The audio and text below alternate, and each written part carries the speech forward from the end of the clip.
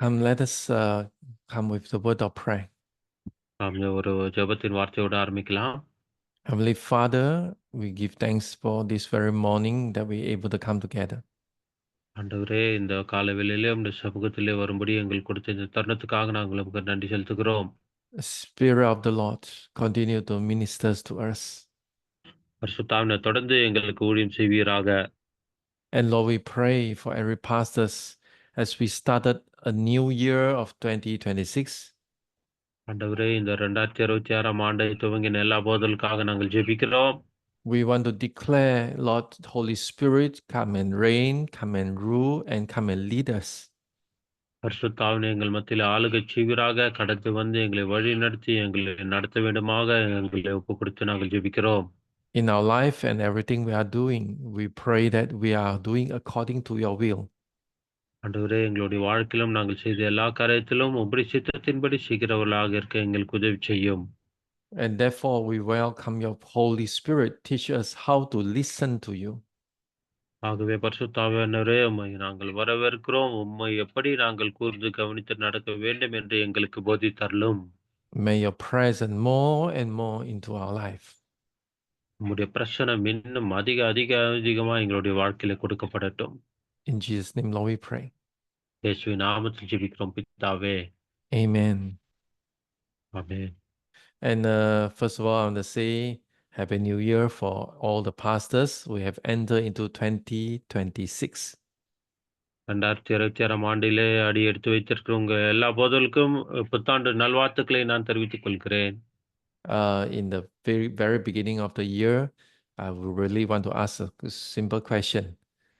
What is the leading of God for this new year for you and your church? அதாவது இந்த வருஷத்தின் ஆரம்பத்திலே நான் உங்களை பார்த்து எளிமையான ஒரு கேள்வி கேட்க விரும்புகிறேன். அது என்னவென்றால், உங்களுடைய சபைக்கும் உங்களுக்கும் பரிசுத்தாவினுடைய வழி நடத்துதல் என்னவா இருக்கிறது? This is a question that you must ask. Otherwise, very easily, your church, your life may stuck in the past 2025. அதாவது இந்த கேள்வியை நீங்கள் கேட்க வேண்டும். ஒருவேளை அப்படி கேட்காவிட்டால், நீங்கள் கடந்த 2025ஆம் ஆண்டிலே அப்படியே அங்கேயே நிறுத்தப்பட்டவர்களாகவே காணப்படுவீர்கள். From the first day you enter into full-time ministry, you serve as a pastor. Is there any change of directions that you observe through the Holy Spirit? அது நீங்கள் ஊழியத்திற்கு முதல் நாளே உங்களை ஒப்புக் கொடுத்த நாளிலிருந்து இதுவரைக்கும் தேவன் உங்களை வழிநடத்தி வந்திருக்கிறார். அப்படிப்பட்ட மாற்றங்களும் வழிநடத்துதலும் உங்களுடைய ஊழியத்திலே நீங்கள் பார்த்திருக்கிறீர்களா? Some people say, "Oh, I've been teaching in the school for 25 years." ஒரு சிலர் எப்படி சொல்லுவாருங்க, நான் அந்த பள்ளிக்கூடத்தில கடந்த 25 ஆண்டுகளாக நான் கற்றுக் கொடுத்துக் கொண்டிருக்கிறேன். You may surprise, wow, you have 25 years of experience in teaching. ஓ! அப்படியா என்று ஆச்சரியப்பட்டு 25 வருடம் அந்த கற்றுக் கொடுக்கிற பணியிலே நீங்கள் தேர்ச்சி பெற்றவர்களாக இருக்கிறீர்கள் என்று சொல்வார்கள். But she actually just repeat for 25 years standard one English. She's not improving after the first year. பாருங்க, அவர்கள் 25 வருடமாக எதை அந்த முதல் வருடம் கற்றுக் கொடுத்தார்களோ, அந்த 1ஆம் வகுப்புக்கு அதையே தான் தொடர்ந்து 25 வருடமாக செய்தார்கள் ஒழிய, எந்த முன்னேற்றமும் காணப்படவில்லை. I'm not saying everyone. I may say some people, they have time lag. They are still 10 years back who they are until today. பாருங்க, நான் எல்லாரையும் சொல்லவில்லை. ஒரு சிலரை குறிப்பிட்டு சொல்லுகிறேன். அவர்கள் கடந்த 10 வருடத்துக்கு முன்பாக எப்படி இருந்தார்களோ, அதே போல தான் இருக்கிறார்களே தவிர, எந்த விதமான முன்னேற்றமும் காணப்படவில்லை. Some people say this is called maintaining, but if you see in the different perspective, we call it you are stuck in the same spot. You have never moved forward. அதாவது ஒரு சிலர் அதற்கு எப்படி சொல்வார்கள் என்றால், இதையே நான் அங்கே மெயின்டெயின் பண்ணி அதை பேணி காத்துக் கொண்டு வருகிறேன் என்று சொல்வார்கள். ஆனால் அதற்கு இன்னொரு அர்த்தம் என்னவென்றால், உங்களுடைய வாழ்க்கையில எந்த விதமான முன்னேற்றம் அடையாமல் நீங்கள் அங்கே தடுத்து நிறுத்தப்பட்டவர்களாகவே இருக்கிறீர்கள் என்றுதான் அர்த்தம். Just give us example, like how you handle your money. When you have extra money, you may put in the FD, fixed deposit. பாருங்க, உதாரணத்துக்கு இப்படி சொல்ல வேண்டுமென்றால், உங்களுக்கு அதிகமான பணம் வரும்போது, நீங்கள் அதை அந்த ஃபிக்ஸ்டு டெபாசிட் மணியில அதை நாம வைக்கிறது போல. So every year the bank give you a little tiny interest. So you see as if they are increased. அதாவது இப்படியாக அந்த பிக்ஸட் டெபாசிட்ல நம்முடைய பணங்களை நாங்கள் அங்க வைக்கும்போது, ஒவ்வொரு வருடமும் அந்த பேங்க்ல இருந்து ஒரு சிறிதளவு அந்த இன்ட்ரெஸ்ட் நமக்கு நம்முடைய கணக்கிலே குடுக்கிறதாய் காணப்படும். But when you calculate on the inflations, the infatuations, you will see that the same money can buy lesser and lesser things year after years. நீங்கள் அதை கூர்ந்து கவனித்தால், அந்த பணத்தினுடைய மதிப்பு ஒவ்வொரு வருடமும் எப்படியாக கொஞ்சமாகவே குறைந்து கொண்டு வருகிறதா இருக்கும். உங்களுக்கு வட்டி கிடைத்தாலும் கூட. Actually, this is called maintain. You just maintain, you're not growing. அப்படி என்றால் என்ன அர்த்தம்னா, நீங்க அத அங்கேயே அப்படி பாதுகாத்து பேணிக் கொண்டு வருகிறீர்களே ஒழிய, அதில எந்த விதமான முன்னேற்றத்தையும் அடையவில்லை என்று தான் அர்த்தம். And then the money that's in the bank, we don't say is invest, it's called stuck. You stuck there, it's not doing anything at all. பாருங்க, அப்படியாக அங்க பேங்க்ல போடப்பட்டதான அந்த படம் எந்தவித காரியத்திற்கும் செலவழிக்கப்படவில்லை. அங்கேயே அங்க நிலுவையிலே இருக்கிறதாக காணப்படுகிறது.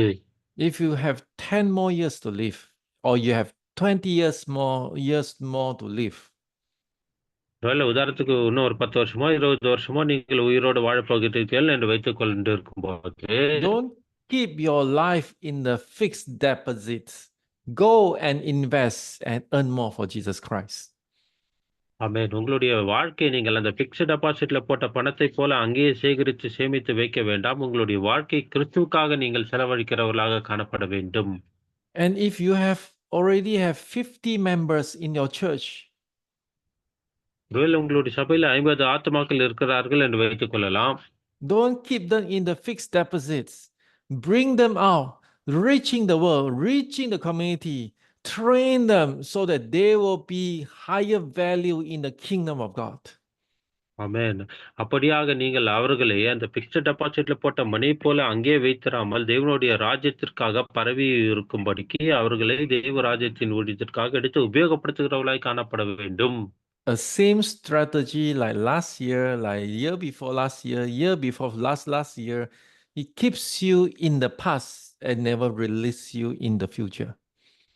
அதாவது கடந்த வருடமோ, அதுக்கு முந்தின வருடமோ, அதுக்கு பிந்தின வருடமோ, இப்படியாக பின்னான வருடங்களில நம்முடைய நிலைமைகள் எப்படி காணப்படுகிறது? அப்படியே நாம் இருக்கிறவர்களாகவே இருக்கிறோமா? அல்லது முன்னேறிக் கொண்டிருக்கிறோமா? Is there any difference from 2025 and 2024? ஏதாவது 2024க்கும் 2025க்கும் ஏதாவது ஒரு வித்தியாசம் காணப்படுகிறதா? You see, a lot of, pastors' feedback, they say IMT message has blessed them. அநேக போதகர்கள் இப்படியாக சொல்லுகிறார்கள், ஐயா ஐஎம்டி விழுத்துல கொடுக்கப்படுகிற செய்தி ரொம்ப ஆசீர்வாதமா இருந்ததுன்னு சொல்றாங்க. But you need to be more than just be blessed. You need to be a blessing to others. நீங்கள் ஆசீர்வதிக்கப்பட்டவர்களாய் மாத்திரமல்ல, மற்றவர்களை ஆசீர்வதிக்கிறவர்களாய் உங்களுடைய வாழ்க்கை மாற வேண்டும். And to be a blessing to others, first of all, the things or the world you are looking at must be larger. Your framework must be larger. அப்படியாக நீங்கள் மற்றவர்களுக்கு ஆசீர்வாதமா இருக்க வேண்டுமானால், உங்களுடைய கட்டமைப்பானது, உங்களுடைய தரிசனமானது, உங்களுடைய காரியங்களானது விரிவாக்கப்பட்டதாயும், பெரிதாய் இருக்கிறவர்களாயும் காணப்பட வேண்டும். There's one type of fish that the Chinese like to rear. It's called koi fish. இந்த சீனர்கள் ஒரு வகையான மீன்களை வளர்ப்பது வழக்கம். அது கோய் ஃபிஷ் என்று சொல்லுகிற வகை அந்த மீன் வகையானது. Okay, even the Japanese like this type of fish. எ இந்த ஜப்பானியர்களும் இந்த மீன்களை அதிகமாக அதை வளர்க்கிறவர்களா இருக்கிறார்கள். And the fish is small when the pond is small. The fish will be big when the pond is bigger. அதாவது அந்த மீன் அந்த குளத்திலோ, குட்டையிலோ வளர்க்கப்படுகிற அளவை பொறுத்து தான் இருக்கு. அந்த குளம் பெருசா இருந்தா மீனும் நல்லா பெரிதா வளர்கிறதா இருக்கும். How big you will be, or how big your church will be, that depends on your pond. What is your worldview? What is your ministry view? அதாவது நீங்களும் உங்களுடைய சபையும் எந்த அளவுக்கு பெரிதா இருக்கிறீர்கள் என்று பார்க்க வேண்டுமானால், உங்களுடைய கண்ணோட்டமும், உலக காரியத்தை நீங்கள் பார்க்கிற விதமும், ஊழியத்தை நீங்கள் செய்கிற விதமும் எந்த அளவுக்கு பெரிதா இருக்கிறதோ, அதன் அடிப்படையிலே தான் அதனுடைய விரிவாக்கம் காணப்படும். That's why I keep saying that you don't let Jesus just the savior of your soul. let Jesus be the head of the church. ஆகவேதான் நான் அடிக்கடி திரும்ப சொல்லுகிற காரியம் என்னவென்றால், இயேசு கிறிஸ்து வெறும் உங்களுக்கு இரட்சகராய் மாத்திரம் இராமல், அவர் உங்களுடைய சபைக்கு தலையாய் இருக்க வேண்டும். And don't stop there. Don't let Jesus be the head of the church. Let Jesus be the King of kings over all the nations. அது மாத்திரமல்ல, இயேசு கிறிஸ்துவானவர் வெறும் சபைக்கு தலையா இருப்பது மாத்திரமல்ல, அவர் ராஜாதி ராஜாவும், கர்த்தாதி கர்த்தாவும், தேசங்களை ஆளுகிற ராஜாவா இருக்கும்படிக்காக நாம் அவரை வைக்க வேண்டும். And I always say, don't just pray that your prayer is answered, but your prayer is the platform or the way that you rule and reign with Jesus Christ on this earth. அது உங்களுடைய ஜெபம் வெறும் ஒரு பதிலை பெற்றுக் கொள்ளுகிற ஜெபமாய் மாத்திரம் இராமல், உங்களுடைய ஜெபங்கள் இயேசு கிறிஸ்துவின் ஆளுகை இந்த பூமியிலே கொண்டு வருகிறதான ஆளுமையுடைய ஜெபத்திற்கு பதிலை பெற்றுக்கொண்டதான அப்படிப்பட்ட பதிலை உடைய ஜெபமாய் காணப்பட வேண்டும். Don't just pastor in Chitu, but in your church, but pastor the whole city of Chitu. That is your turf. Pastor, could you please repeat? Yeah, don't just pastor your church in Chitu, but pastor the city of Chitu as your turf. You know, turf is like golf, you know, the ground, the green is called turf. அதாவது உங்களுடைய சபை வெறுமையான ஒரு கட்டிடமாக எழுப்பப்பட்ட சபையாராமல், அது தோண்டி எடுக்கப்பட்டதாயும், அங்கங்கு நிலைநிறுத்தப்பட்டதாயும் காணப்படுகிறதா இருக்க வேண்டும். You see, how big is your ground? How big is your territory? That will determine how you plan your church. அதாவது உங்களுடைய அந்த எல்லைகள் எவ்வளவு பெரிதா இருக்கிறது, எந்த அளவுக்கு உங்களுடைய அந்த விரிவாக்கம் செய்ய வேண்டும் என்ற எண்ணம் உங்களுக்குள்ளே இருக்கிறதோ, அதை பொறுத்து தான் உங்களுடைய சபையின் மற்ற காரியங்களும் விரிவாக்க முடியதாய் காணப்படும். If you only gather the people into your church, that the size of your church is only the size of your church is depends on the building. அதாவது உங்களுடைய எத்தனை ஆத்துமாக்களை கொண்டு வந்து இங்கு வைக்க வேண்டும் என்று நினைத்து நீங்கள் எப்படி அந்த சபையை வளர்க்கிறீர்களோ, அந்த அளவுக்கு தான் உங்களுடைய சபை கட்டிடமும் காணப்படும். If you're going to see that this village or this region needs how many church, then you see the way you see things are totally different. அதாவது எந்த அளவுக்கு இந்த கிராமத்திலே, இடத்திலே சபைகள் இருக்கிறதோ என்று பார்த்து, அந்த அளவுக்கு என்னுடைய சபை வளர்க்க வேண்டும் என்று உங்களுடைய கண்ணோட்டம் காணப்படுமோ, அந்த அடிப்படையிலே தான் உங்களுடைய வளர்ச்சிகளும் காணப்படும். So 2026, what is your plan? அதாவது 2026ஆம் ஆண்டிலே உங்களுடைய திட்டங்கள் என்னவா இருக்கின்றன? That's why I want to start with this year, the operation of revelation. You must learn how to sense the leading of the Holy Spirit. ஆகவேதான் இந்த வருஷத்தின் ஆரம்பத்திலே அந்த உங்களுக்கு நீங்கள் பெற்றுக்கொள்ளப்படுகிறதான அந்த வெளிப்பாட்டை எப்படி செயல்படுத்தப் போகிறீர்கள்? பரிசுத்த ஆவியானவருடைய வழி நடத்துதலின் காரியங்களை குறித்து நாம் பார்க்க போகிறோம். Wonderful parts of the Holy Spirit is that you don't have to be a pastor, only then you can seek his will. Everyone. The sermon is for you, pastors. The sermon is also for you, the members.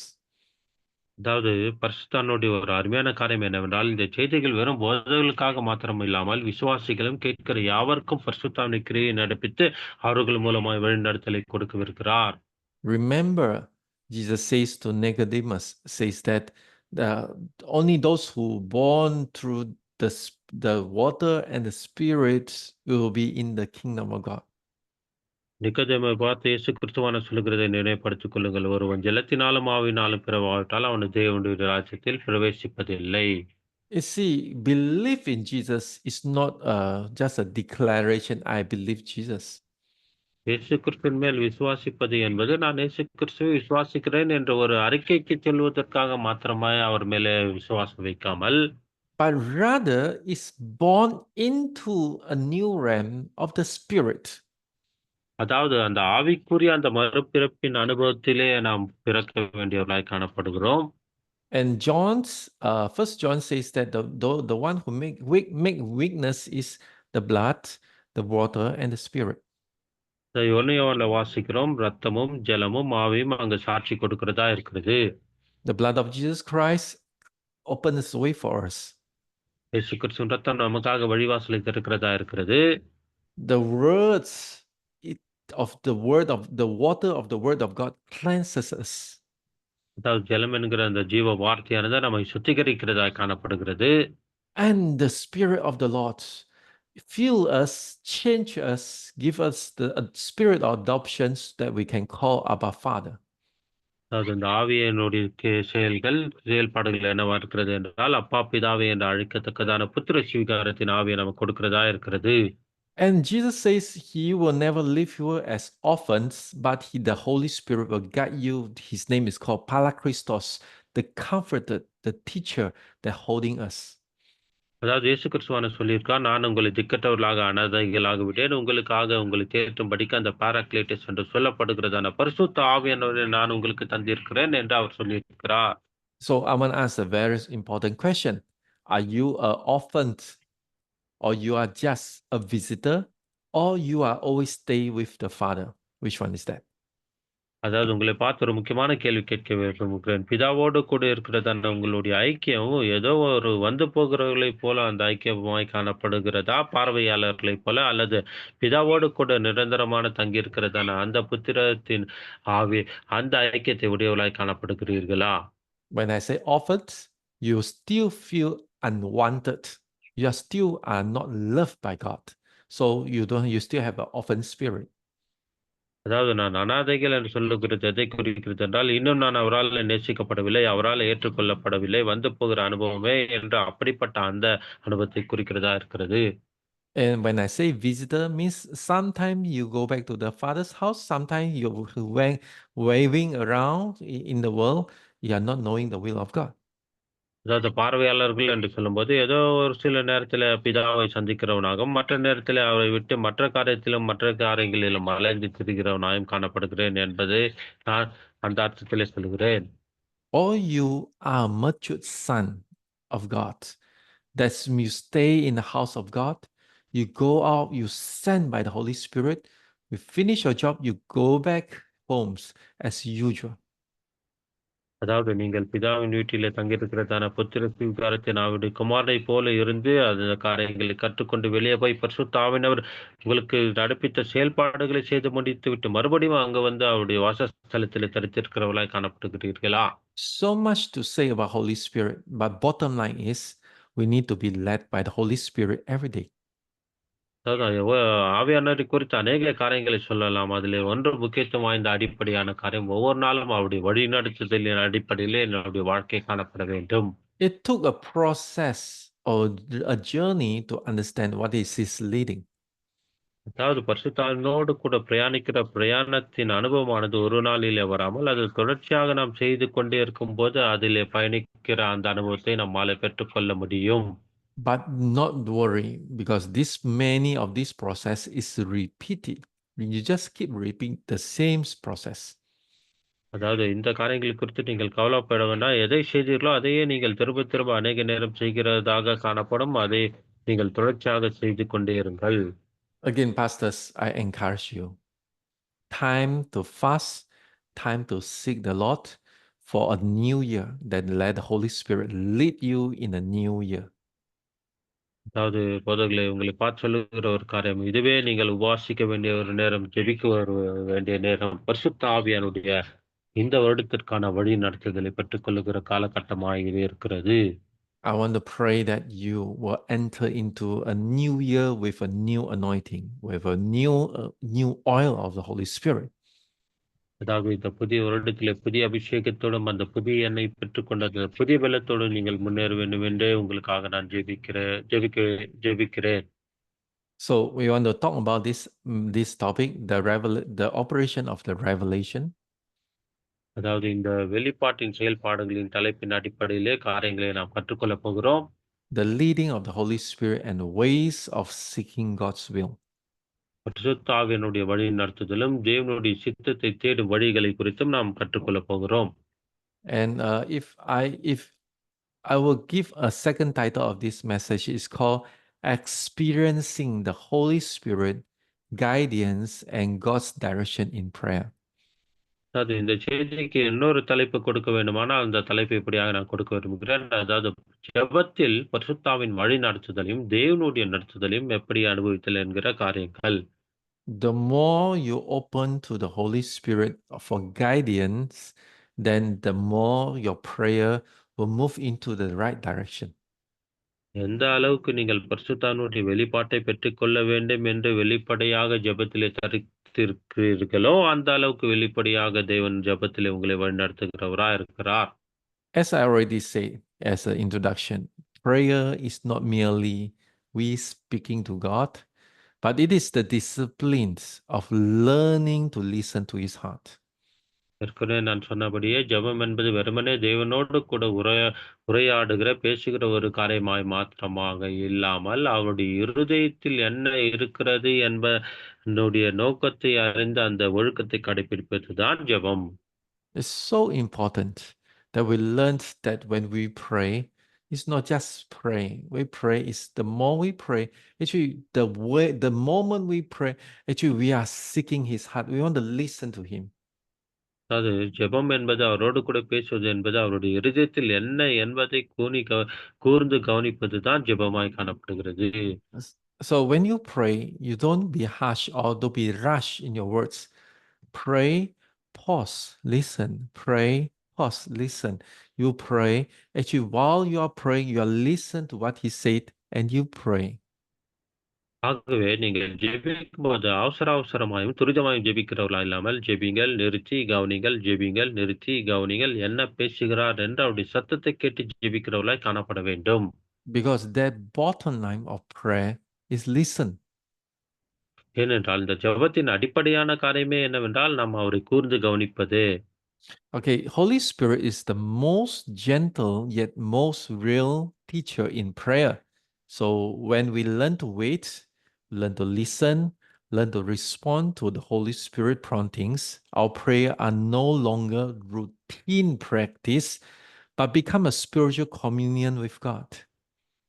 அதாவது பரிசுத்த ஆவியானவர் மிகவும் மென்மையுள்ளவராய் காணப்படுகிறார். அது மாத்திரமல்ல, அவர் நன்றாக உண்மையான ஒரு ஆசிரியராக நமக்கு ஜெபத்திலே போதிக்கிறவராய் இருக்கிறார். நாம் அவருடைய சமூகத்திலே அமர்ந்து கூர்ந்து கவனித்து அவருக்கு பதிலுரை கொடுக்கும்போது, பரிசுத்த ஆவியானவர் நம்மை தூண்டி எழுப்பி நம்முடைய இப்படியாக நாம் ஜெபிக்கும்போது, நம்முடைய ஜெபங்கள் தொடர்ச்சியாக எப்போதும் ஜெபிக்கிற ஜெபத்தைப் போல காணப்படாமல், அந்த ஜெபங்கள் ஆவிக்குரிய ஐக்கியத்தை தேவன் அண்டையிலே கொண்டு வருகிற வித்தியாசமான ஒரு ஜெபமாய் காணப்படும். So don't rush, wait, listen, respond. So when you pray, actually it's a communion. That is, you have to learn this part. அதாவது நீங்கள் இந்த காரியத்தை கற்றுக்கொண்டு அதை பயிற்சிவிக்கப்படுவது மிக முக்கியம். ஏனென்றால் ஜெபம் என்பது அங்கு காத்திருக்க வேண்டும், கவனிக்க வேண்டும், அதுக்கு பதிலுரை கொடுக்க வேண்டும். தேவனோடு கூட ஐக்கியப்படுகிற ஒரு நேரமா இது இருக்கிறது. I believe many pastors been trained when we pray with certain way, or pray with quoting the verses, claiming the promises. I think that is good. பாருங்க, நாம் ஜெபிக்கும்போது ஒவ்வொரு விதத்திலே ஒவ்வொரு போதகர்களும் ஜெபிப்பார்கள். வாக்குத்தத்தத்தை சொல்லி ஜெபிப்பார்கள். அந்த வசனங்களை சொல்லி ஜெபிப்பார்கள். அதெல்லாம் நல்லதுதான். But nevertheless, give room not only to logos, give room to rhema. Let God be real, be present, be responsive to that very moment. அதாவது வெறும் லோகோ வார்த்தை சொல்லி கர்த்தருடைய வசனத்தை சொல்லி நாம் ஜெபிக்கிறவர்கள் மாத்திரமல்ல, அந்த ரேமா வார்த்தையாக தேவனுடைய சமூகத்துல அந்த சமயத்துல நமக்கு என்ன வார்த்தை கொடுக்கப்படுகிறது என்பதை கூர்ந்து கவனிக்கிறவர்களாயும், நாம் அந்த வார்த்தைக்கு முக்கியத்துவப்படுத்துகிறவர்களாயும் காணப்பட வேண்டும். You see, the revelatory prayer or the prophetic prayer, because there's a little bit different. Revelations or revelatory prayer means you receive. It not necessarily is prophecy, but it's God's saying to you and you pray. அதாவது வெளிப்பாட்டின் ஜெபத்திற்கும், தீர்க்க தரிசன ஜெபத்திற்கும் வித்தியாசம் உண்டு. ஒரு போல இது தீர்க்க தரிசனத்து பதிலுரையாக கொடுக்கப்பட்டாலும் கூட, அந்த நேரத்திலே உங்களுக்காக தேவனிடத்திலிருந்து வருகிறதான அந்த வெளிப்பாட்டை நீங்கள் கூர்ந்து கவனித்து பெற்றுக்கொள்ள வேண்டும். அது வெளிப்பாட்டின் ஜெபம். And God helps you how to pray. How wonderful is that? பாருங்க, தேவன் உங்களுக்கு எப்படி ஜெபிக்க வேண்டும் என்று கற்றுக் கொடுக்கிறவரா இருக்கிறார். அது மிகவும் ஒரு அருமையான காரியமா இருக்கிறது.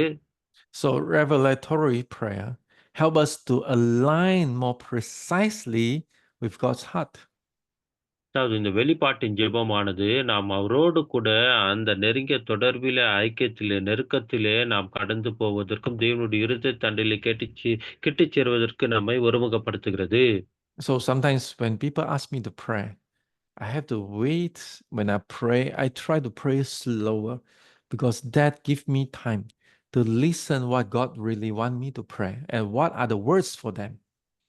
பாருங்க, ஒரு சில நேரத்துல என்னை ஜெபியுங்கள் என்று கேட்டுக்கொள்ளப்படும்போது, உடனே நான் துரிதமாக ஜெபிக்காமல், பொறுமையாய் தேவனே என்ன ஜெபிக்க வேண்டும் என்று கேட்டு, என்ன வார்த்தைகளை சொல்லி ஜெபிக்க வேண்டும் என்று கேட்டு, கவனித்து பொறுமையாய் நான் ஜெபிப்பேன். And that has become an instrument for me to carry out God's will in people's life. ஆகவேதான் தேவ ஜனங்களுடைய வாழ்க்கையிலே ஒரு உபயோகப்படுத்துகிறதான ஒரு கருவியாக தேவன் இதன் வாயிலாக என்னை பயன்படுத்திக் கொண்டு வருகிறார். And because you pray, people listen. And people, able to amen your prayer. And the future, they see it is the Holy Spirit guiding that prayer. And it helps the people. ஆகவே நீங்கள் ஜெபிக்கும்போது உங்களுடைய ஜெபங்களுக்கு ஜனங்கள் ஆமென் என்று சொல்லுகிறவர்களாய் காணப்பட வேண்டும். ஏனென்றால் நீங்கள் ஜெபிக்கிற சத்தத்தை அவர்கள் கேட்டு அது பரிசுத்த ஆவியினிடத்திலிருந்து வந்தது என்று புரிந்து கொள்ளும்போது அது அவர்களுக்கு ஆசீர்வாதமாய் மாறி ஆமென் என்று சொல்லுகிறவர்களாய் இருப்பார்கள். Okay, let's go to some points. First one, the key of to prayer is not just speaking, but entering a spiritual communion. அது முதலாவது குறிப்பு என்னவென்றால், ஜெபத்திற்கு முக்கியத்துவம் வாய்ந்த திறவுகோல் என்னவென்றால், வெறுமனே ஆண்டவரோடு கூட பேசுவதல்ல, அவருடைய அந்த ஆவிக்குரிய ஐக்கியத்திற்கூடாக நாம் நுழைவது. Romans 8, verse 26 says that likewise, the Spirit help us in our weaknesses, for we do not know what to pray, for as we ought, but Spirit Himself intercedes for us with groanings too deep for words.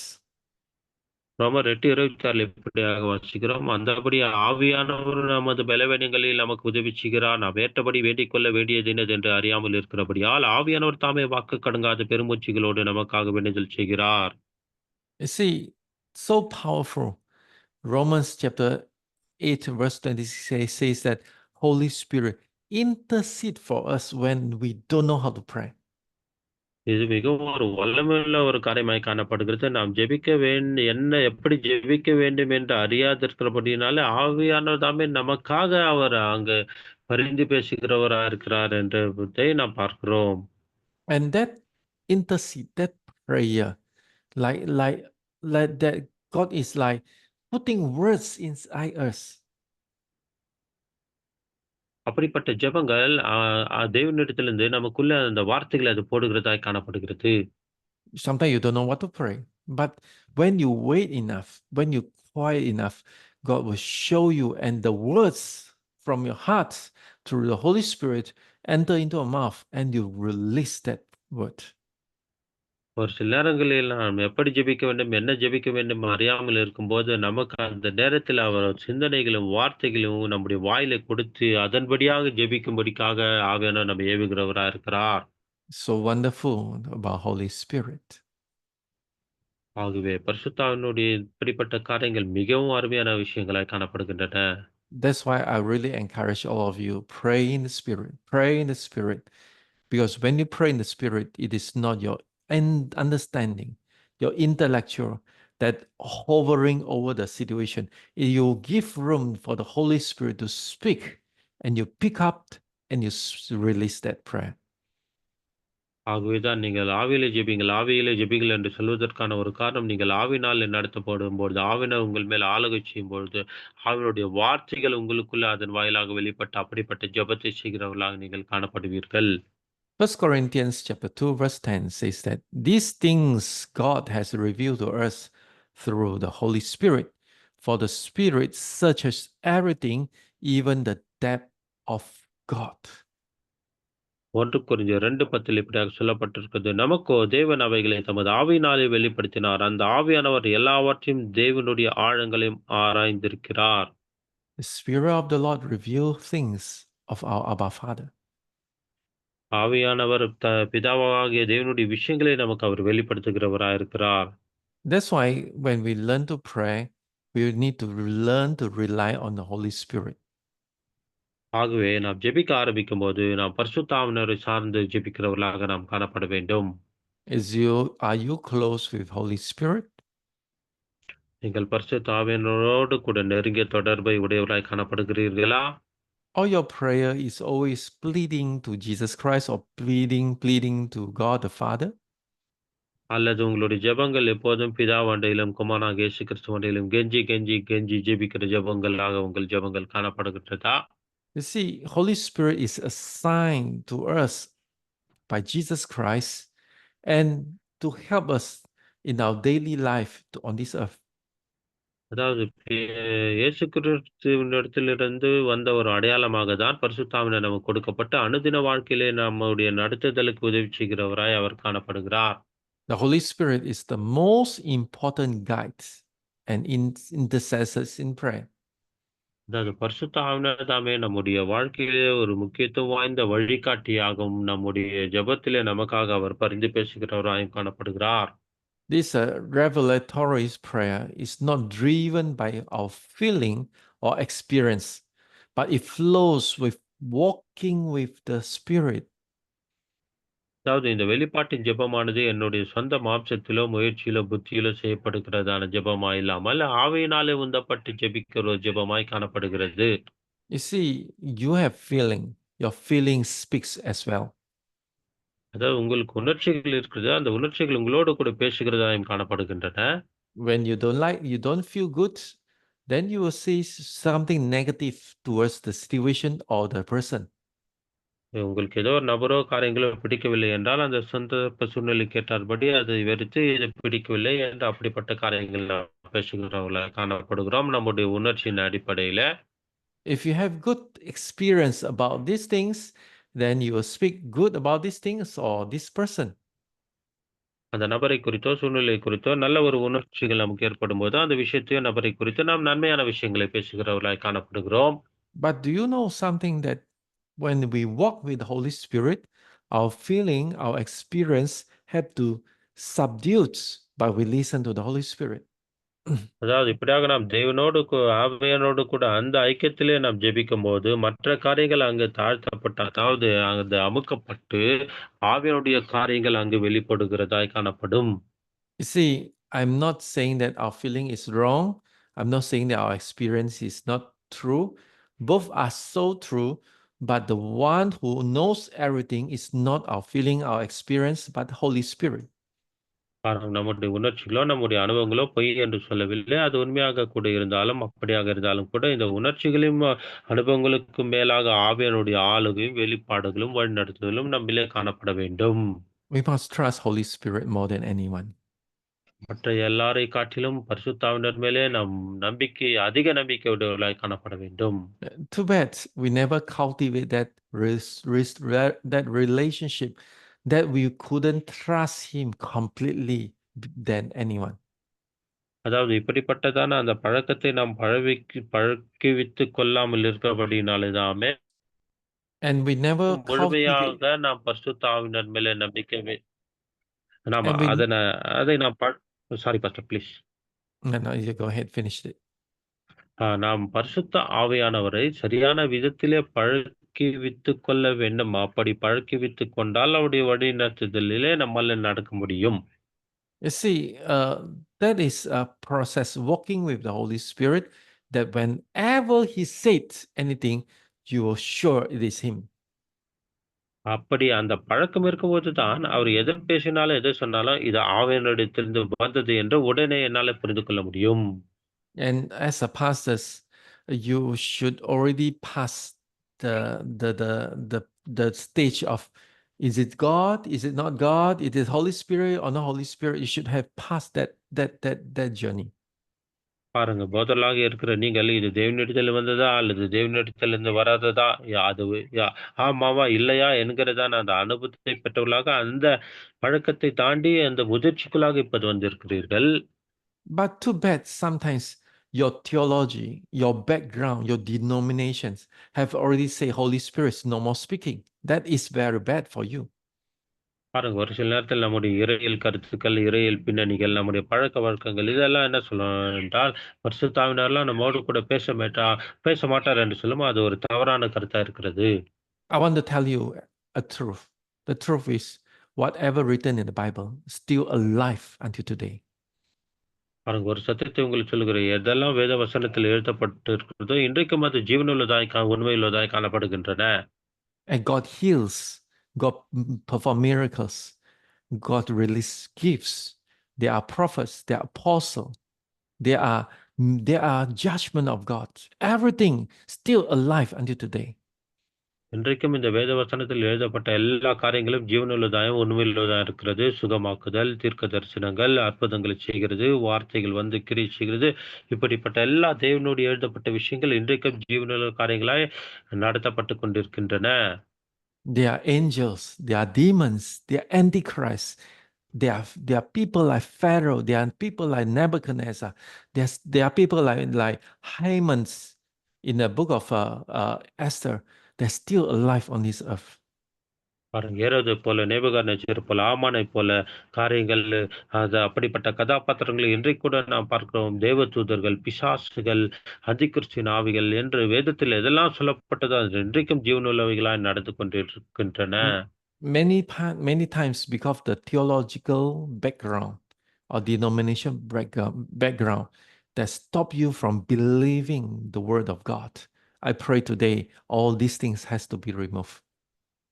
அதாவது அநேக நேரத்துல நம்முடைய இந்த இறையியல் பின்னணிகள், இறையியல் கருத்துக்கள், சபை பாகுபாடுகளில் இருந்து வந்த காரியங்கள் நம்மை தவறான விதத்திலே வழிநடத்தி இதை புரிந்து கொள்ளாமல் இருக்கச் செய்கின்றன. இன்றைக்கு அப்படிப்பட்ட காரியங்கள் உங்களிடத்திலிருந்து விட்டு விலக வேண்டும் என்று நான் உங்களுக்கு ஜெபிக்க வாஞ்சிக்கிறேன். And this Ian Bao says that the Holy Spirit intercessions turns our sigh into divine language.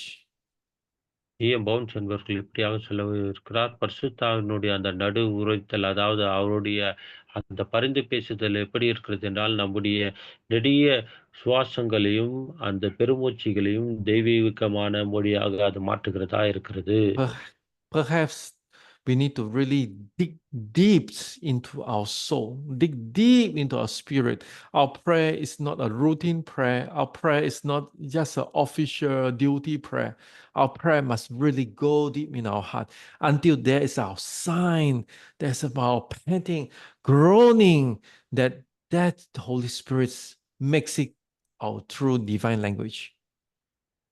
அதாவது நம்முடைய ஜெபங்கள் தொடர்ச்சியாக செய்யப்படுகிற ஒரு அலுவலக ஜெபங்களாகவோ, ஒரு காரியத்துக்காக ஜெபிக்கிற ஜெபங்களா இல்லாமல், நம்முடைய ஆத்மாவிலும், நம்முடைய ஆவிலும் நம்ம ஆழமாய் கடந்து சென்று, அந்த தெய்வீக மொழியும், தெய்வீக வார்த்தைகளும், தேவனுடைய அந்த இடைப்படுதலையும் கண்டறிந்து செய்கிற அப்படிப்பட்ட ஆழமான ஜெபங்களாய் காணப்பட வேண்டும். Amen. The second point, the foundation of revelatory prayer is seeking God's will. 2வது குறிப்பு என்னவென்றால், இந்த வெளிப்பாட்டின் ஜெபத்தினுடைய அடிப்படை என்னவென்றால், தேவனுடைய சித்தத்தை அது தேடுகிறதாய் காணப்பட வேண்டும். Jeremiah 33 verse 3, we all like this 3 to 3. Here says that, call to me and I will answer you and will tell you, you great and hidden things that you have not known. எரேமியா 33:3 நமக்கெல்லாம் அறிந்த ஒரு வசனம் 3:3 என்னை நோக்கி கூப்பிடு அப்போது நான் உனக்கு உத்தரவு கொடுத்து நீ அறியாததும் உனக்கு எட்டாததுமான பெரிய காரியங்களை உனக்கு அறிவிப்பேன். You see, seeking God's will is something that drives us to God. தேவனுடைய சித்தத்தை தேடுதல் நம்மை தேவன் அண்டையிலே இழுத்துச் செல்கிறதாய் அது காணப்படுகின்றது. Whatever we do, I want to align with God. நாம் எதை செய்தாலும் அது தேவனோடு கூட ஒருங்கிணைக்கப்பட்ட காரியங்களாகவே அவைகள் காணப்பட வேண்டும். Whatever I wish that it happens according to the will of God. எதெல்லாம் நான் வாஞ்சிக்கிறேனோ, விரும்புகிறேனோ, அதையெல்லாம் தேவ சித்தத்தின்படிதான் எனக்கு செய்யப்பட வேண்டும். If I want to pursue something, I want to pursue something that's aligned with the will of God. நான் எதை பின்தொடர்ந்து போக விரும்புகிறேனோ, அவைகளும் தேவனுடைய சித்தத்தை உடையதாய் காணப்பட So வேண்டும். the focus of everything must be in the will of God.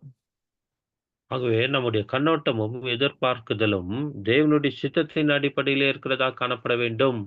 But how we going to get it? எப்படி இதை நாம் பெற்றுக்கொள்ளப் போகிறோம் என்றால், To prayer. ஜெபத்தின் வாயிலாகவே.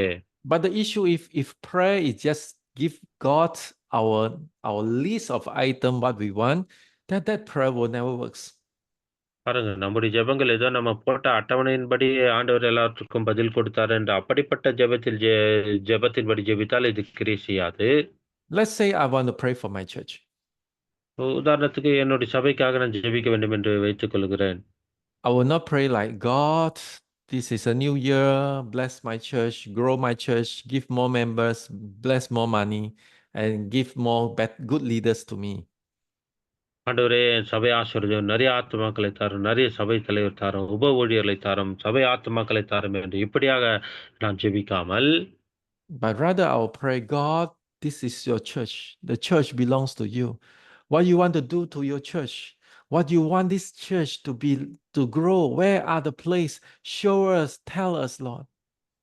ஆண்டவரே, இது உம்முடைய சபையா இருக்கிறது. இதை குறித்து நீர் என்ன நோக்கம் வைத்திருக்கிறீர்? இதனுடைய வளர்ச்சி குறித்து உம்முடைய சித்தம் என்ன? எங்க நாங்கள் வளர வேண்டும்? என்ன செய்ய வேண்டும் என்று அவர் அண்டையில் இப்படியாக நான் கேட்டு ஜெபிக்க வேண்டும். Is anyone you want to focus? Is anyone, Lord, you want to highlight for me? Lord, show me what should I do to them? ஆண்டவரே, இந்த சபையில யாராகிலும் குறிப்பிட்ட நபரை குறித்து என்னோடு பேச விரும்புகிறீரா? அவரை வைத்து நான் இந்த ஊழியத்தை செய்ய வேண்டுமா? அவரை காண்பியும், அவரை பற்றி எனக்கு வெளிப்படுத்தும் என்று அப்படி நான் கேட்க வேண்டும். Is there any assignment you want to give to me? Is there any project you want me to handle? Show it to me. ஆண்டவரே, இந்த விஷயத்திலே இந்த காரியத்தை குறித்து ஏதாகலும் திட்டத்தை வைத்திருக்கிறீர்களா? இந்த காரியத்தை நான் செய்ய வேண்டும் என்று நீர் வாஞ்சிக்கிறீரா? அதை எனக்கு வெளிப்படுத்தும், காண்பியும் என்று கேட்க வேண்டும். You see, I'm seeking the will of God instead of telling God, what is my plan? Please bless my plan. பாருங்க, தேவனாண்டிலே ஆண்டவரே என் திட்டம் இப்படி இருக்கிறது, என் திட்டத்தை ஆசீர்வதியும் என்று கேட்பதற்கு பதிலாக ஆண்டவரிடத்திலே நான் கேட்கிறேன், ஆண்டவரே நான் என்ன செய்ய வேண்டும் என்று உம்முடைய சித்தத்தை எனக்கு வெளிப்படுத்த வேண்டும் என்று அப்படியாக என் ஜெபம் காணப்பட வேண்டும். Don't be afraid to write it down. Write it down. After you pray, write it down. பாருங்க, எழுதுவதற்கு பயப்பட வேண்டாம். ஒவ்வொரு முறை நீங்கள் ஜெபிக்கும்போது தேவன் சொல்லுவதை எழுதி வைத்துக் கொள்ளுங்கள், எழுதி வைத்துக் கொள்ளுங்கள், எழுதி வைத்துக் கொள்ளுங்கள். After going a few rounds of praying, after going through a few rounds of kind of like filtering, then you'll sure be more confirmed what is the will of God for this year. பாருங்க, இப்படியாக நீங்க தொடர்ச்சியாக சுழற்சியாக ஜெபித்துக் கொண்டே இருக்கும்போது, உங்களுக்கு தெரியும் இதுதான் தேவன் இந்த வருஷத்திலே என்னை செய்ய சொல்லுகிறார். இதுதான் இந்த வருஷத்திற்கான தேவனுடைய சித்தமா இருப்பதை நீங்கள் தொடர்ந்து சுழற்சியாக ஜெபித்த பிறகு அதை புரிந்து கொள்வீர்கள். God will show you and God will bless you. God will assist you. God will make sure that it come to pass. அதாவது தேவன் அப்படிப்பட்ட காரியங்களுக்கு உங்களுக்கு உதவி செய்வார். அதை நடப்பிக்கும்படி உங்களுக்கு உதவி செய்வார். அதை நிறைவேற்றும்படிக்கு ஆவியானவர் உங்களுக்கு உதவி செய்கிறவரா இருக்கிறார். And the Bible says when the Spirit of truth comes, He will guide you into all truth. This is referring to the Holy Spirit. பாருங்க, சத்திய வசனத்தில் இப்படியாக வாசிக்கிறோம். சத்திய ஆவியாக அவர் வரும்போது சகல சத்தியத்திற்குள்ளும் உங்களை நடத்துவார் என்று இங்கு ஆவியானவரை குறித்து சொல்லப்பட்டிருக்கிறது. You see, we only take this part as Holy Spirit is teaching us Bible. நாம் அநேக நேரத்தில் பரிசுத்தாவினர் நமக்கு வேதாகமத்தை போதிக்கிறவரா இருக்கின்ற அதை மாத்திரம் நாம் எடுத்துக்கொள்கிறவர்களாய் காணப்படுகிறோம். You see, Holy Spirit is guiding you. The key is He will guide you into the truth. The truth is not only the Logos truth, but the truth is God's heart, the heart of God. அது ஆவியானவர் சகல சத்தியத்திற்குள்ளும் உங்களை நடத்துகிறார் என்கிறது தான் திறவுகோலாக இருக்கிறது. சகல சத்தியம் என்று சொல்லும்போது வெறும் இந்த லோக வார்த்தை குறித்து மாத்திரம் தேவன் நமக்கு வெளிப்படுத்தி ஆனால் தன்னுடைய தேவனுடைய இருதயத்தில் இருக்கிறதையும் உங்களுக்கு இதன் வாயிலாக ஆவியானவர் வெளிப்படுத்தி வழி நடத்துகிறவரா இருக்கிறார். Imagine Holy Spirit help Abraham to know it is God's will for him to leave his old places and go to the new places into the Canaan land.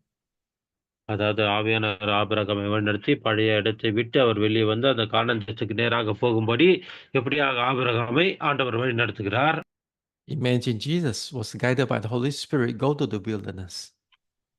இயேசு கிறிஸ்துவானவரும் இப்போ வனாந்தரத்துக்கு போகும்படி ஆவியானவராலே வழி நடத்தப்பட்டார். What we read in the Bible in the past is not even the Bible.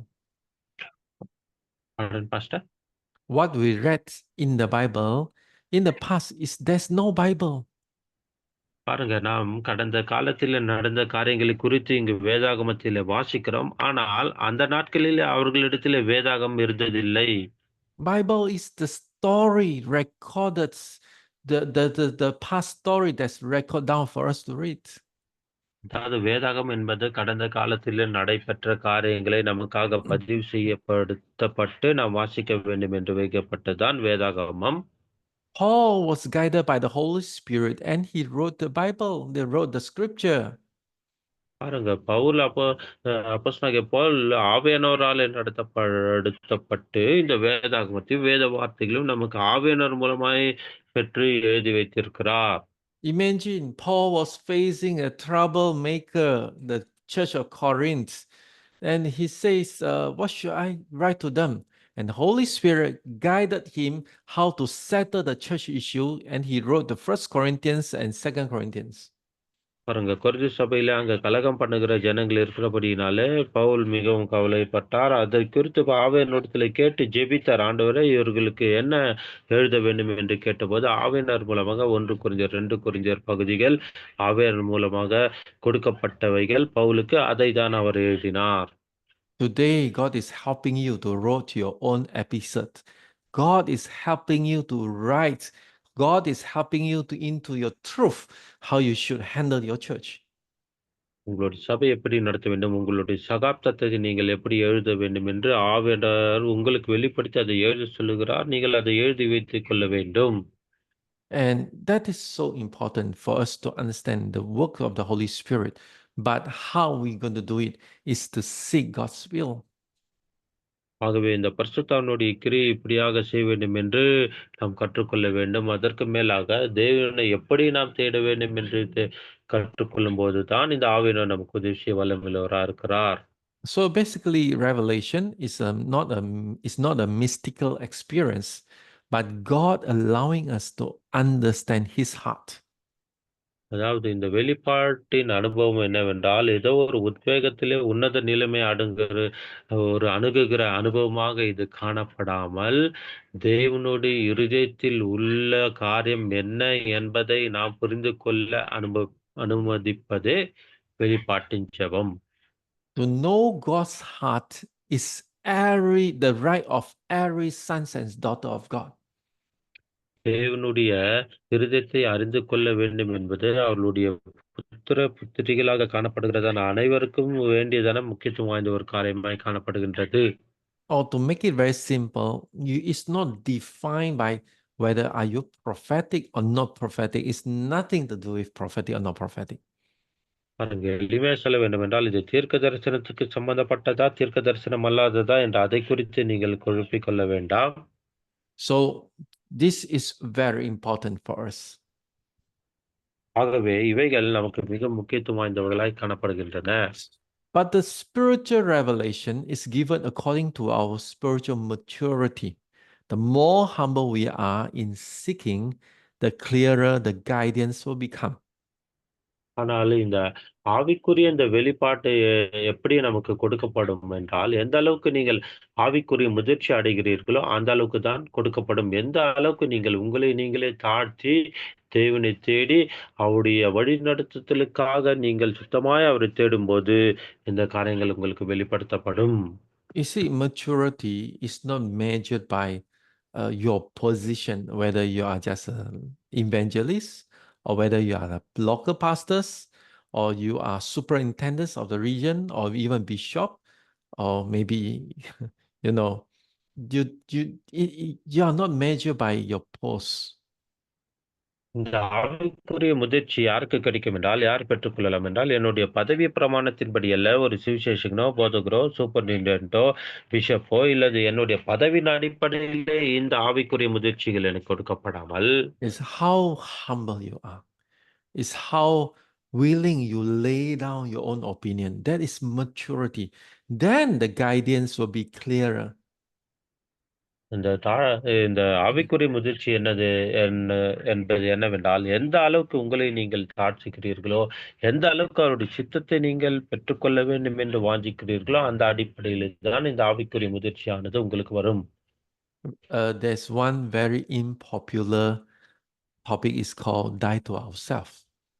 We need to die அதாவது to ourselves. பிரசித்தி பெறாத ஒரு காரியம் என்னவென்றால், நம்முடைய சுயத்திற்கு நாம் மரித்தவர்களாய் நாம் காணப்பட வேண்டும். When we learn to die to ourselves, not wanting the way we want, then you become spiritual matured in in the Holy Spirit. அதாவது நான் சுயத்திற்கு மரித்து, எனக்கு வேண்டிய காரியங்கள் எனக்கு நிறைவேற்றப்படும் என்ற அந்த எண்ணத்தை உடையவனாய் இராமல், தேவனுடைய பரிசுத்தவானுடைய சித்தத்தின்படி நடக்க வேண்டும் என்ற வாஞ்சை இருக்கும்போது, இந்த ஆவிக்குரிய முதிர்ச்சியை என்னால் பெற்றுக்கொள்ள முடியும். Sometimes we need to learn to be a listener to God's heart. அநேக நேரத்திலே தேவனுடைய இருதயத்தில் என்ன இருக்கிறது என்பதை நாம் கூர்ந்து கவனிக்கிறவர்களாய் நாம் காணப்பட வேண்டும். You know, sometimes your children come to you or your parents come to you and all they want is you give them your ears. I not say cut down and give them your ears. It's give your ears to them, listen to what they want to say. அநேக நேரத்திலே உங்கள் பெற்றோர்களோ, பிள்ளைகளோ உங்களிடத்தில் வந்து நீங்கள் அவர்களை கேட்க வேண்டும் என்று விரும்புகிறார்கள். அதாவது உங்க காத வெட்டி அவங்களுக்கு கொடுக்கணும் என்ற அர்த்தம் அல்ல. அவர்கள் பேசுகிறதை நீங்கள் கேட்க வேண்டும் என்பதே அவர்கள் விரும்புகிறார்கள். Train to be a listener to God heart. ஆகவே நாம் தேவனுடைய இருதயத்தில் என்ன இருக்கிறது என்பதை கூர்ந்து கவனிக்கிறவர்களாக இருக்க வேண்டும் என்பதை நாம் கற்றுக்கொள்ள வேண்டும். Sometimes you just pray, God, let me know, tell me your heart, show me your heart. I want to quietly listen to you. இன்னைக்கு நேரத்திலே நாம் எப்படியாக ஜெபிக்க வேண்டியவர்களாய் காணப்பட வேண்டும். ஆண்டவரே, உம்முடைய இருதயத்தில் உள்ளதை எனக்கு காண்பியும். அது போதும். This is even better than you list down. You கவனிக்கிறேன் know, நினைக்க வேண்டும். some people list down in 2025 before you enter 2026. List down what you want and tell God, God, I got 10 items. Please do it for me. பாருங்க அநேகர் இந்த 2025லிருந்து 2026ஆம் ஆண்டு நுழைவதற்கு முன்பாகவே list போட்டு வச்சுருவாங்க. அட்டவணை. ஆண்டவரே இந்த 10 காரியங்கள் எனக்கு இந்த புது வருஷத்துல நடக்கணும்னு சொல்லி. But somehow I foresee that God's has compliance to our weakness. He did perform many of those prayer items. பாருங்க நம்முடைய அந்த பலவீனங்களை தேவன் அறிந்திருக்கிறார். அப்படிப்பட்ட நாம் கேட்கிற காரியங்களை ஒரு சில நேரத்துல அனுமதிக்கிறவராயும், அனுமதிக்காதவராயும் காணப்படுகிறார். And sometimes I will always hear that God has answered my prayer 10 out of, 7 out of 10 items. I always listen, I always hear that. அநேகர் இப்படி சொல்லுகிறதை நான் கேட்டிருக்கேன். நான் இந்த 10 காரியத்துக்காக ஜெபிச்ச ஆண்டவர் 7க்கு பதில் கொடுத்து விட்டார் என்று சொல்லுகிறவர்களை நான் கேட்டிருக்கிறேன். I have a pastor, my friend in Taiwan. She always seek the Lord and seek the help of others prophetic people. And he seek what is the will of God. She will compile it and she will wrote in a nice piece of paper and put on the fridge.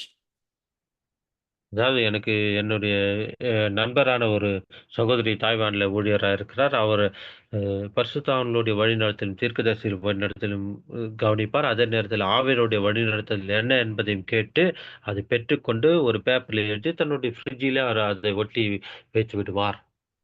And when she put on the fridge, put one piece on the Bible and put a place on her desk.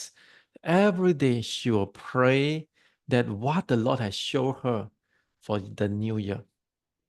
அந்த புதிய வருஷத்துக்காக தேவன் என்ன விஷயத்தை அவர்களுக்கு காண்பித்தாரோ, அதை ஃப்ரிட்ஜில ஒட்ட வைத்து விடுவார். அந்த மேஜையில ஒட்ட வைத்து விடுவார். தன்னுடைய வேதாகமத்திலும் வைத்துக் கொள்வார் ஒரு பகுதியை. அதற்காக தொடர்ந்து எங்கெல்லாம் அதை பார்க்கிறாரோ, அதற்காக ஜெபிக்க ஆரம்பிப்பார். Many times before the end of the year, all those prayer has come to pass. அநேக நேரத்தில் அந்த வருஷம் முடிவதற்குள்ளாக எந்தெந்த காரியத்திற்காக ஆவியானவரால சொல்லப்பட்ட விஷயங்களுக்காக ஜெபித்தாரோ, அவைகளுக்கான பதிலை அவர் பெற்றுக்கொண்டவராக இருந்தார். What are your wish for your new year 2026? இந்த 2026ஆம் ஆண்டிற்கான உங்களுடைய விருப்பமான காரியங்கள் என்னவா இருக்கின்றன? You see, George Mueller says, God speaks most clearly to the heart that waits most quietly. George Muller இப்படியாக எழுதி வைத்திருக்கிறார். அதிக அமைதியாக, சாந்தமாக காத்திருக்கும் இருதயத்திற்கு தான் தேவன் மிகவும் தெளிவாக அவர் பேசுகிறவராய் இருக்கிறார். Many times when we pray, there are too many noise inside us. அநேக நேரங்களிலே நாம் ஜெபிக்கும்போது நமக்குள்ளாகவே அநேக சத்தங்கள் எழும்பிக் கொண்டிருக்கின்றன. Those noise has blocked us from listen to the voice of God. நமக்குள்ளே எழும்புகிற அந்த சத்தங்கள் தான் தேவனிலிருந்து வருகிற சத்தங்களை கேட்கக்கூடாதபடிக்கு அவைகள் நமக்கு தடை செய்கின்றன. Remember what Jesus said. Close your door. இயேசு கிறிஸ்து சொன்னதை நினைப்படுத்திக் கொள்ளுங்கள். உங்கள் வாசற்படிகளை நீங்கள் பூட்டிவிட்டு, Why, when you pray, you have to close the door? ஏன் நீங்கள் ஜெபிக்கும்போது உங்களை கதவை பூட்ட வேண்டும் என்று ஆண்டவர் சொல்கிறார்? Without closing the door, you couldn't listen carefully. நீங்கள் கதவை நீங்கள் சாத்தாவிட்டால் நீங்கள் கூர்ந்து கவனிக்க முடியாது. Oh, Lord, help us that we are able to grow in this area. ஆகவே இந்த குறிப்பிட்ட விஷயத்திலே நாம் வளர்ச்சி அடையும்படிக்கு நாம் தேவனிடத்திலே ஜெபித்து அந்த பலனை பெற்றுக்கொள்ள வேண்டும். So the last part of the sharing, I want to quickly go through how God reveals through prayer. எப்படி தேவன் ஜெபத்தின் வாயிலாக காரியங்களை வெளிப்படுத்துகிறார் என்கிறதான இந்த கடைசி பகுதி மிக துரிதமாக நான் சொல்லி முடிக்க விரும்புகிறேன். And this scripture is very suitable what I've just said. It says that, for God speaks in one way and in two, though man does not perceive it, in a dream, in a vision of the night, when deep sleep fall on men, while they slumber on their bed. இந்த வசனங்கள் நான் சொல்லுகிற அந்த காரியத்திற்கு அது மிகவும் ஏற்றதாயும் பொருந்துகிறதாயும் காணப்படுகிறது. இந்த யோபு 33, 14, 15 வாசிக்கிறோம். தேவன் ஒரு விசை சொல்லியிருக்கிற காரியத்தை இரண்டாம் விசை பார்த்து திருந்துகிறவர் அல்லவே. கனநித்திரை மனுஷன் மேல் இறங்கி அவர்கள் படுக்கையின் மேல் அயர்ந்திருக்கையில். கதவை மூடுங்க. அதாவது நம்மளுடைய இருதயத்துக்கு கண்கள் தான் டோர். சரிங்க. அத லாஸ்ட்ல கேட்கலையா? ஐயா சொல்லுவாருங்க அத. For our heart, the eyes is door. That is what Pastor sharing. I told in the finally Pastor will explain. Okay, go back to here. For Job has says that, sometimes there are times that when God speak to a person, he speak one or two times, but people couldn't understand. பாருங்க, ஒரு சில நேரத்துல தேவன் பேசும்போது ஒரு முறை 2 முறை அவர் பேசுவார். ஆனால் அந்த நபரால அதை புரிந்து கொள்ள முடியாமல் இருக்கும்பொழுது, So sometimes God had to choose to give them a dream or vision in the night to catch their attention. ஆகவே அவர்கள் கவனத்தை ஈர்க்கும்படிக்கு தேவன் அவர் ஏற்கனவே சொன்ன காரியத்தை தரிசனத்தின் வாயிலாகவும் இந்த கனவுகளின் வாயிலாகவும் அவர்களுக்கு அதை வெளிப்படுத்தி புரிய வைப்பார். So actually this verse has one implications. He says that actually we are not paying attention to what God has saying. அதாவது இந்த வசனம் எதை குறிக்கிறது என்றால், தேவன் சொல்லுகிறதை நாம் கவனிக்காமல் இருக்கிற காரியத்தை இந்த வசனம் முக்கியத்துவப்படுத்துகிறதை இங்க பார்க்கிறோம். So we have to really understand that it is not God who keeps silent, it's our ears are full with, wax that blocks us from listen to him. அதாவது நாம் தேவனை கேட்கும்போது அந்த உள்ளுக்குள்ளே இருக்கிற அந்த மெழுகு போன்ற காரியங்கள் நம்முடைய காதை அடைத்துக் கொண்டிருக்கிறபடியினாலே அப்படிப்பட்ட விஷயங்கள் இருக்கும்போது நாம் தெளிவாய் தேவனுடைய சத்தத்தை நம்மால கேட்க முடியாது. And another thing is the friendship. Okay, Psalms 25 verse 14 says that the friendship of the Lord is for those who fear him, and he makes known to them his covenant. சங்கீதம் 25:14 தேவனோடு கூட இருக்கிறதான அந்த நட்பை குறித்து அங்க சொல்கிறது. கர்த்தருடைய ரகசியம் அவருக்கு பயந்தவர்களிடத்தில் இருக்கிறது. அவர்களுக்கு தம்முடைய உடன்படிக்கையை தெரியப்படுத்துவார். And you see, this is very important, friendship of the Lord. When you always build that friendship, when you fear him, you build that friendship, and know, then he will show you his heart, his covenant. அவரோடு கூட பயந்து நாம் நடந்து அவர்களுக்கு நண்பர்களாய் நாம் இருக்கும்போது மாத்திரமே அவர் தம்முடைய காரியங்களை நமக்கு வெளிப்படுத்தி சொல்லிக் கொடுக்கிறவரா இருக்கிறார். Okay, so I want to go through. There are few common ways of revelation. அதாவது இந்த வெளிப்பாட்டிற்கு ஒரு சில பொதுவான வழிமுறைகள் இருக்கிறது. அவைகளை நான் சொல்ல விரும்புகிறேன். First one is the line from scripture. A verse அதாவது of a scripture or phrase that jump out during your reading of the Bible. அதாவது இந்த முதல் குறிப்பு, இந்த வசனத்திலிருந்து வருகிறதான வெளிச்சங்கள். நீங்கள் ஒரு நீங்கள் ஒரு வசனத்தையோ, ஒரு காரியங்களையோ பார்க்கும்போது, அதிலிருந்து ஒரு குறிப்பிட்ட வார்த்தை உங்களோடு பேசும். So reading of the Bible slowly, there's one spiritual giant in the past. She said, when you read the scripture, suddenly something just jump out from the scripture. Don't read ever the rest. Stay there, taste that word, pondering that word. Let the word speak to you. அதாவது நான் வேதத்தை வாசிக்கும்போது, ஒரு சில வசனங்களோ, ஒரு சில காரியங்களோ உடனே அங்கிருந்து குதித்தெழும்பி நம்மோடு கூட ஏதோ பேசுகிறதைப் போல காணப்படும். ஒரு ஆவிக்குரிய முதிர்ச்சி அடைந்தவர் அதை இப்படியா தான் சொல்லியிருக்கார். அப்படிப்பட்ட எண்ணங்களோ, வசனங்களோ உங்களுக்கு வரும்போது, மற்ற வேத வசனத்துக்கு நேராக நீங்கள் துரிதமாக வாசித்துக் கொண்டு போகாமல், எதை வாசித்தீர்களோ அங்கு நிறுத்தி நிதானமாய் மறுபடியும் அதை வாசிக்கும்போது ஆண்டவர் இடைப்படுவார். So when you read the Bible, promptings, just let just wait and let whenever the light comes to you, receive that word. ஆகவே அந்த வேத வசனத்தை நீங்கள் வாசிக்கும்போது, அது உங்களை தூண்டி எழுப்பும்போது, அங்கே நீங்கள் முன்னேறிச் செல்லாமல், அதை நீங்கள் அங்கு நிறுத்தி, அதை பெற்றுக்கொண்டு, அதை புரிந்தவர்களாய் காணப்பட வேண்டும். The second thing is the prompting of the Holy Spirit. Sometimes there's an inner urge or urging or burden that come to you that makes you like wanting to do something or wanting to say something, do it. அதாவது பரிசுத்தாவினுடைய உந்துதலை நாம் பார்க்க முடியும். அங்கு தெளிவாக ஏதோ ஒரு காரியமோ, ஏதோ ஒரு விஷயத்தையோ பார்க்கச் சொல்லும், செய்ய சொல்லுவார் அல்லது நடக்க சொல்லுவார். அதை நீங்கள் கூர்ந்து கவனித்து, அதன்படி தெளிவாய் செய்கிறவர்களாய் காணப்பட வேண்டும். And the third one is dreams and vision. And God reveals direction through imaginary or symbols or words. 3வது காரியம், தேவன் இந்த வெளிப்பாட்டின் மூலமாக பேசுகிற காரியம் என்னவென்றால், தரிசனத்தின் மூலமாகவும், கனவுகள் மூலமாகவும் நம்மோடு கூட பேசுவார். இப்படியாக தேவன் தம்முடைய வெளிப்பாட்டின் வாயிலாக இப்படிப்பட்டதான வழிநடத்துதல்களை அடையாளங்களாக, வார்த்தைகளாக அங்கு நமக்கு வெளிப்படுத்துவார். Amen. That things it happens. I wouldn't say it's very rare. It's very happen commonly, but that always God give dreams, God give visions. It's not we couldn't pre-plan. We couldn't plan it. அதாவது நாம் ஏற்கனவே முன்பாக திட்டமிட்டதின்படியோ, நம்முடைய திட்டத்தின்படி அல்ல. அவர் தரிசனங்களையும், கனவுகளையும் நமக்கு கொடுத்து, அப்படிப்பட்ட அடையாளங்கள் மூலமாக நம்மை வழி நடத்துகிறவரா இருக்கிறார். இது ஏதோ அபூர்வமாக நடக்கிற காரியங்களா இல்லாமல், பொதுவாகவே இப்படியாக தேவன் நம்மோடு கூட இடைப்படுகிறவரா இருக்கிறார். It's not like purposely close your eyes, want to see imaginations and make a predict. No, it is totally initiated by God.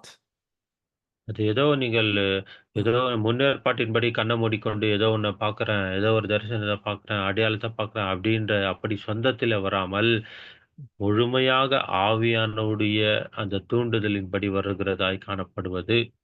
Then the number 4 is spiritual confirmation. Sometimes the repeated emphasis through different person or different means confirm what is the will of God. அடுத்த ஒரு குறிப்பு என்னவென்றால், அந்த ஆவிக்குரிய அந்த ஊர்ஜிதம், அதுதான் திட்டவட்டமாக தேவனிடத்திலிருந்து வந்த காரியம் என்று சொல்லப்படும்போது, அது திரும்ப திரும்ப உங்களுக்கு வெளிப்படுத்தப்படும், சொல்லப்படும்.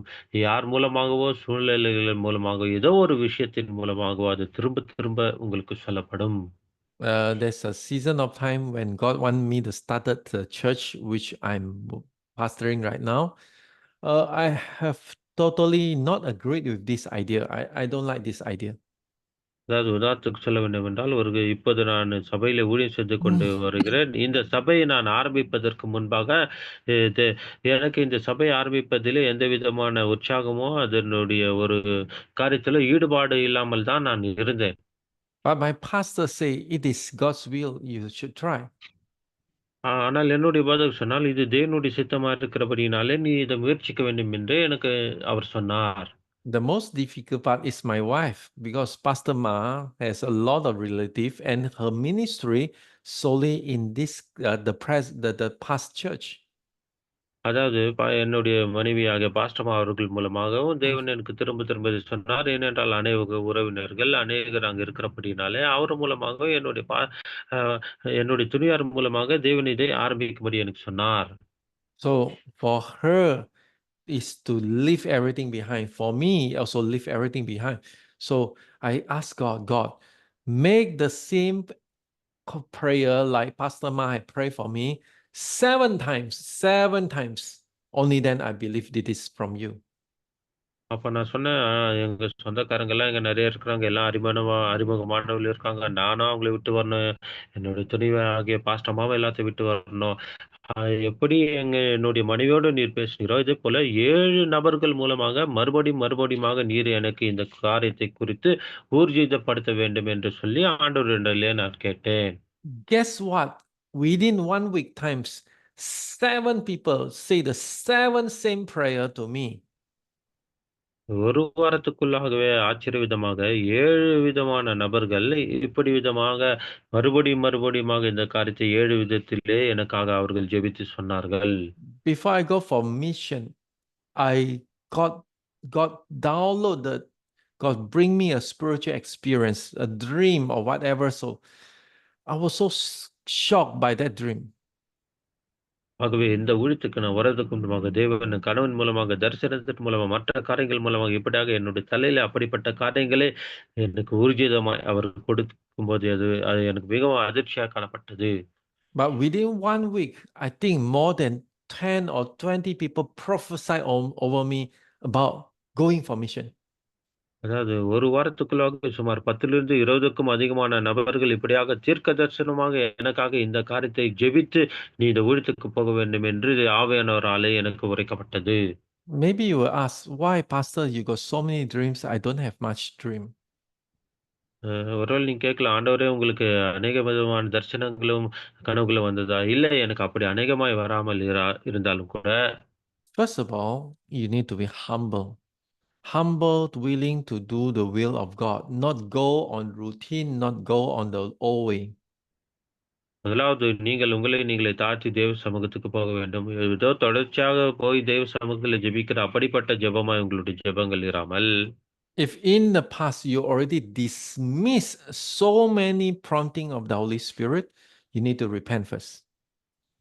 கடந்த காலத்திலே பரிசுத்த ஆவியினர் உங்களுக்கு அநேக விதமான உந்துதல்களையும், தூண்டுதல்களையும் கொடுத்திருந்தாலும் கூட, நீங்கள் அதற்கு கீழ்ப்படியாமல் போனபடியினாலே, முதலாவது அந்த கீழ்ப்படியாமல் போன காரியத்திற்காக நீங்கள் மனம் திரும்பி ஜெபிக்க வேண்டும். Our problem today is too many people dismiss the guidance of the Holy Spirit. இன்றைக்கு பிரச்சனை என்னவென்றால், இன்றைக்கு அநேகர் செய்கிற காரியம் என்னவென்றால், ஆவியானவர் கொடுக்கிறதான அந்த உந்துதல்களையும், தூண்டுதல்களையும், வழிநடத்துதலையும் அநேக நேரத்திலே நாம் புறக்கணித்து விட்டவர்களாய் தான் காணப்படுகிறோம். So I pray in the name of Jesus that we must learn to obey to the guidance of the Holy Spirit. ஆகவே பரிசுத்த ஆவியினுடைய வழிநடத்துதலுக்கு இன்றைக்கு நாம் கீழ்ப்படிந்து நடக்க வேண்டும் என்று உங்களுக்காகவே நான் ஜெபிக்க விரும்புகிறேன். The last one is the leadership confirmation. Affirmation and peace through authority means your pastors, your leadership, and the body of Christ. அதாவது கடைசியாக இந்த தலைமைத்துவத்தின் அந்த ஊர்ஜம் எதன் மூலமாக வரும் என்றால், உங்களோடு கூட ஊழியம் செய்கிறவர்கள், உங்களுக்கு மேலான இருக்கிற போதகர்கள், தலைவர்கள் மூலமாக உங்களுக்கு அந்த ஊர்ஜிதம் கொடுக்கப்பட்டு, கன்ஃபர்மேஷன் கொடுக்கப்பட்டு, தேவனுடைய அந்த சமாதானம் உங்களுக்கு கொடுக்கப்படும். The end one, the last one. Ian Bounce says that God often whispers twice to confirm once. Bounce என்பவர்கள் இப்படியாக சொல்லியிருக்கார். ஒரு விஷயத்தை தேவன் உறுதிப்படுத்த விரும்போது, தேவன் என்ன செய்வார் என்றால், பலமுறை மெதுவாக, இருமுறை ரகசியமாக சொல்லுவார்.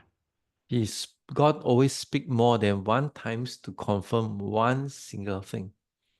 ஏதோ ஒரு விஷயத்தை தேவன் ஊர்ஜிதப்படுத்த வேண்டுமென்றால், மறுபடியுமாக அந்த விஷயத்தை குறித்து மெல்லிய அமர்ந்த சத்தத்தோடு நம்மோடு கூட பேசிக்கொண்டே இருப்பார். So the issue is, are we paying enough attention? இங்க காரியம் என்னவென்றால், நான் அதை கூர்ந்து கவனிக்கிறேனா? Amen. Let us pray. நாம் ஜெபிக்கலாம். Heavenly Father, we come before you. பரலோக பிதாவே, உம்முடைய சமூகத்துக்கு நேராக கடந்து வருகிறோம். Let Holy Spirit speak to us even deeper than ever before. ஆண்டவரே, எந்த நாட்களிலும் இல்லாத அளவுக்கு இன்னும் ஆழமான விதத்திலே பரிசுத்த ஆவியானவர் எங்களோடு கூட பேசும்படியாக நாங்கள் ஜெபிக்கிறோம். When we seek your will, seek your face, Holy Spirit, come and help us. ஆண்டவரே, உம்முடைய சித்தத்தையும் உம்முடைய முகத்தையும் நாங்கள் தேடுகிறோம். நீர் வந்து எங்களுக்கு உதவி செய்யும் ஆவியானவரே. In the name of Jesus, Lord, we pray. இயேசுவின் நாமத்தில் ஜெபிக்கிறோம் பிதாவே. Amen. Amen.